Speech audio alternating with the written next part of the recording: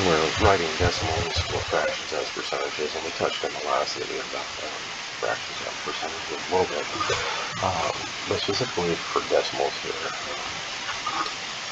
we can look at this in two ways. One way is we can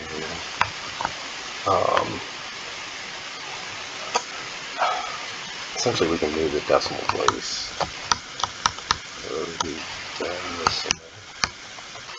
We can move the decimal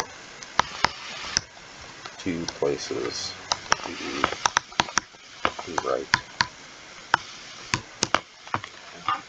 So, for example, if we have, let's say, 0.13, okay, and we want to know the percentage equivalent of this, well, one way we can do this is just move the decimal place two places to the right and add a percentage sign. We get 13%. Two places to the right and add, I forgot to put this in there, add percentage sign.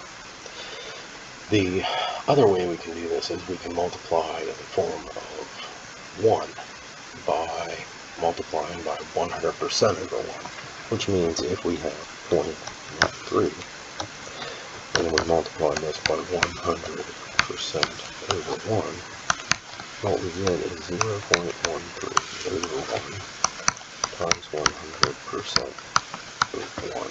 We know 1 times 1 is 1, and 0.13 times 100 is 13%. So we just remove our denominator of 1 there, we get 13%.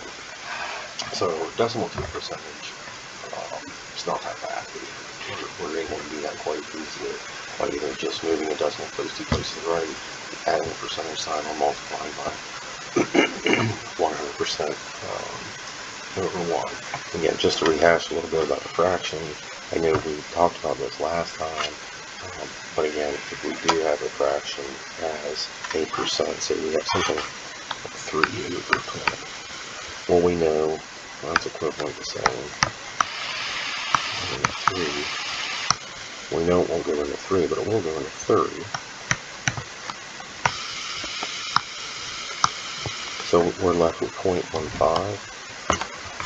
Now, at this point, since we already know we've taken this fraction into decimal form, now we can take it into percentage form by either multiplying by 100% over 1, which would give us 15%, or merely moving the decimal place two places to the right and adding a percentage sign.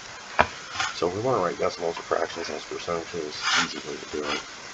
First of all, if we have decimal, move the decimal place two places to the right, add a percentage sign. If it's a fraction, we just do what we did before to take a fraction to a decimal, and then we can take it from the decimal to the percentage. So this wraps up most of the material for our first chapter, so I hope you enjoyed. I will see you in the next one. Bye.